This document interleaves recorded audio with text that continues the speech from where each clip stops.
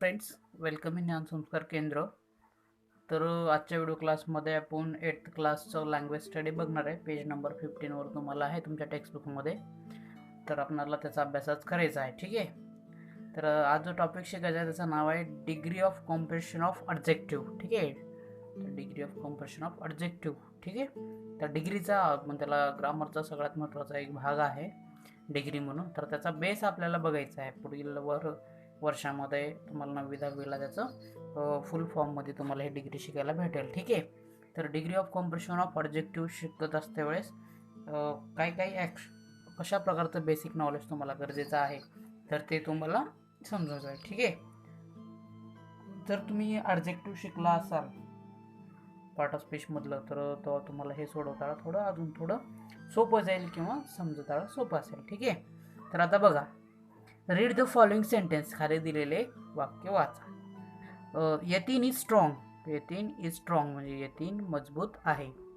Amit is stronger than Yatin म्हणजे अमित यतीनपेक्षा मजबूत आहे, स्ट्रॉंगर आहे. ठीक आहे. आणि Praveen is strongest of all आणि प्रवीण सगळ्यापेक्षा पॉवरफुल आहे. तर 3 डिग्री या ठिकाणी फक्त यतीन इज स्ट्रॉंग. ठीक आहे. तर हे दाखवलं म्हणजे हे पॉझिटिव्ह डिग्री आहे. काइंड्स ऑफ डिग्रीचे 3 प्रकार आहेत. ठीक आहे. काइंड्स ऑफ डिग्री तर तुम्हाला माहिती असले पाहिजे. पहिला प्रकार आहे पॉझिटिव्ह डिग्री. ठीक आहे. दुसरा प्रकार आहे कॉम्पॅरेटिव्ह डिग्री आणि तिसरा प्रकार आहे सुपरलेटिव्ह डिग्री. ठीक आहे. या ठिकाणी लिहितोय मी सुपरलेटिव्ह हे डिग्री पुढचं. ठीक आहे. तर त्याला मराठीमध्ये तरभाव, तमभाव आणि तमभाव असं 3 नाव आहे. तरभाव, तमभाव अशा प्रकारे. ठीक आहे. समजलं? तरभाव, तमभाव असं त्याचे 3 अर्थ आहेत. ठीक आहे. तर चला ते आपण बघूयात काय आहे ते. तर बघा, तर इन द सेंटेन्सेस दिलेल्या वाक्यामध्ये the objective strong is in its simple form. Objective हे त्याचं सिम्पल फॉर्ममध्ये आहे. जेव्हा कुठलं पण ऑब्जेक्टिव्ह सिम्पल फॉर्ममध्ये असते, आपण शिकलेले असतील, स्मार्ट असेल, क्लेवर असेल, तर ते त्यांचं सिम्पल फॉर्म. जसं क्रियापदाचे 3-4 रूप असतात, पहिलं रूप, दुसरं रूप, तिसरं रूप, तसं ऑब्जेक्टिव्हचे देखील 3 रूप असते.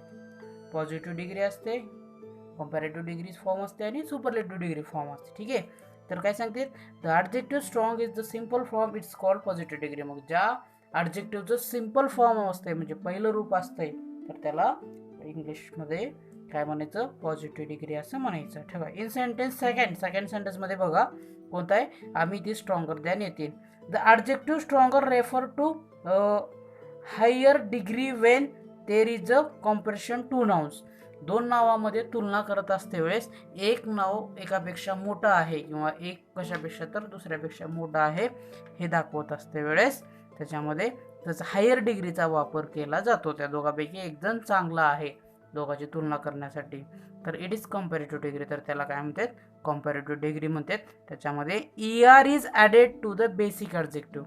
तर बेसिक ऑब्जेक्टिव्हला फक्त ER लागलेला असते त्याला कॉम्पॅरेटिव्ह डिग्री. जसं की क्लेवर, क्लेवरेर, स्ट्रॉंग, स्ट्रॉंगर, आहे का नाही. तर अशा प्रकारचे जे आहेत तर त्यांना काय म्हणायचं, कॉम्पॅरेटिव्ह डिग्री म्हणायचं, ज्याला ER लागलेला असतंय. इन सेंटेन्स नंबर 3 बघा, the objective strongest refer to the highest degree of the comparison of one with more than 2 nouns.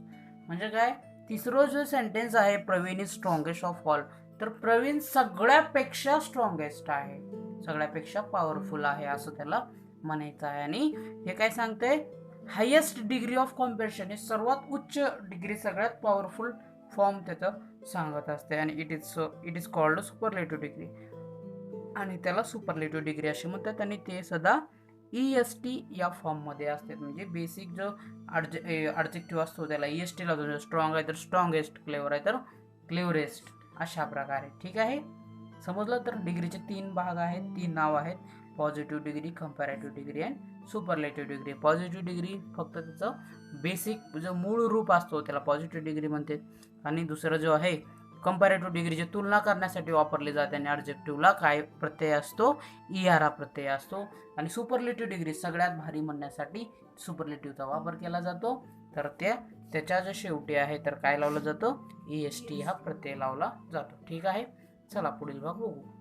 तर बघा तुम्हाला इथे एक टेबल दिलेला आहे. तर टेबल काय सांगते बघा, क्वेश्चन आहे तिथे, fill in the gap in to the table of degree of composition. ते डिग्री ऑफ कंपोजिशनचा टेबल दिलेला आहे, पॉझिटिव्ह डिग्री, कंपॅरेटिव्ह डिग्री आणि सुपरलेटिव्ह डिग्रीचं. त्याच्यामधले तुम्हाला एक दिलेला आहे, जसे तर सुपरलेटिव्ह आहे, दुसऱ्यामध्ये तो कंपॅरेटिव्ह आहे, तिसऱ्यामध्ये पॉझिटिव्ह आहे. तर तुम्हाला त्याचे काय कंपॅरेटिव्ह दिलेलं असेल तर पॉझिटिव्ह आणि सुपरलेटिव्ह लिहायचं आहे, सुपरलेटिव्ह दिलेलं असेल तर पॉझिटिव्ह आणि कंपॅरेटिव्ह लिहायचं आहे. ठीक आहे, तर बघा आपल्याला इथं पहिलं दिलं तर काइंडेस्ट, KIND, मूळ रूप आहे त्याचं, आहे का नाही, काइंड, आणि त्याला EST लावल्यामुळे सुपरलेटिव्ह होते, आपण मागे बघितलं.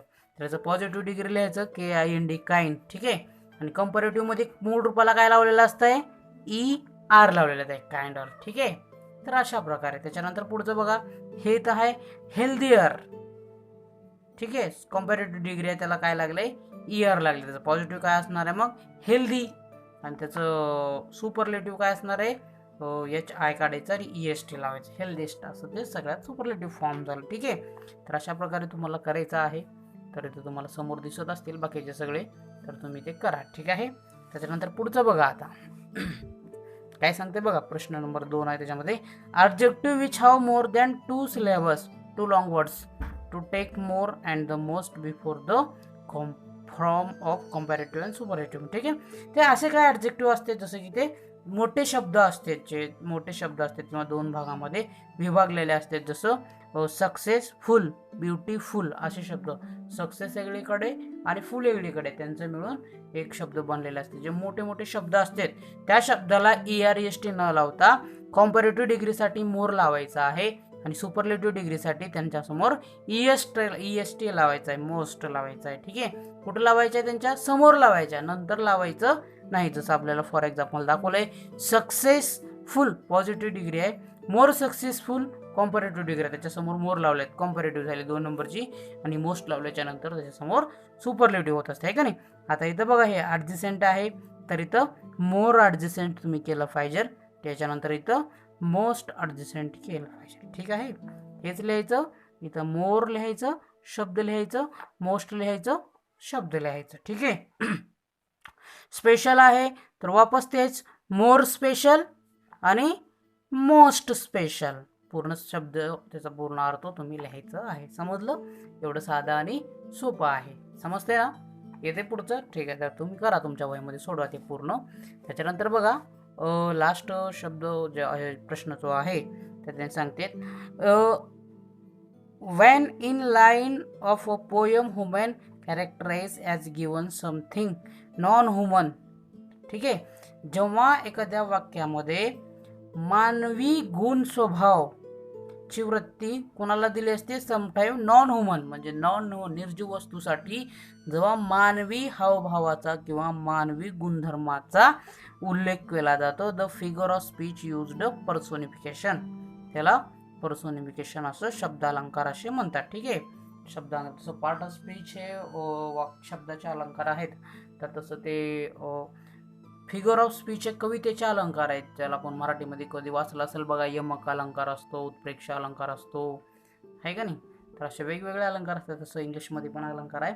हा पर्सोनिफिकेशन अलंकारचं डेफिनेशन आपल्याला दिलेत. काय डेफिनेशन आहे, when in a line of a poem human characteristic are given to something non human, तेव्हा मानवी गुणधर्माची तुलना निर्जीव वस्तूसाठी केली जाते, तेव्हा त्याला फिगर ऑफ स्पीच असे म्हणतात. फॉर एक्झाम्पलसाठी हमिंग ट्रीज, गाणे म्हणणारे झाडे. झाडं कधी गाणं म्हणतात का, तर पण गाणं कोण म्हणतंय, माणूस म्हणतंय, पण माणसाचं जे गुणधर्म आहे ते कोणाला सांगितले, झाडाला. रनिंग रिव्हर, पळणारी नदी, नदी कुठे पळते का, नदी वाहते, तर इथे कवितेमध्ये आहे रनिंग रिव्हर, आहे का नाही. त्याच्यानंतर स्माइलिंग फ्लॉवर, हसणारे फुलं, तर फुलं कधी हसतात का, कोण हसतंय, माणूस हसतंय, आहे का नाही. तर तशा प्रकारचे आपल्याला जे असे शब्द असतात जे की मानवी जे गुणधर्म आहेत, मानवी स्वभावाची तुलना एखाद्या निर्जीव वस्तूसोबत केली जाते, तेव्हा त्याला पर्सोनिफिकेशन, फिगर ऑफ स्पीच असे म्हणतात. ठीक आहे, त्याच्यानंतर बघा, find the examples of personification from the poem.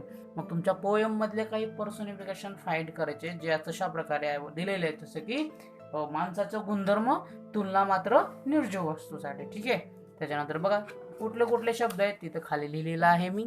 तर बघा, स्लीपी काउज, झोपणारी गाय. ठीक आहे. त्याच्यानंतर फ्लोटिंग मून, तरंगणारं चंद्र. चंद्र कुठं तरंगतंय का? माणूस तरंगतंय पाण्यावर, आहे का नाही?